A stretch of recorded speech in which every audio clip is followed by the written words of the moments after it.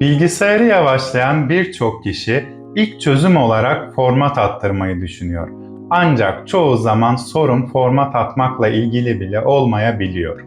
Örneğin bilgisayarınızın diski eski tip mekanik bir hard diskse ne kadar format attırırsanız attırın yine yavaş çalışacaktır.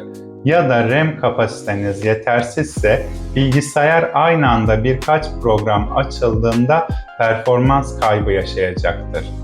Bazen de arka planda çalışan gereksiz uygulamalar, dolu depolama alanı veya donanımsal bir arıza sisteminizi yavaşlatabilir.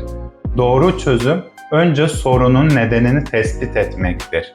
Biz Turtek Bilişim olarak bilgisayarınıza gereksiz işlem yapmak yerine detaylı analiz gerçekleştiriyor, ardından gerçek ihtiyaç duyduğunuz işlemi uyguluyoruz. Unutmayın, her yavaşlayan bilgisayara format atılmaz.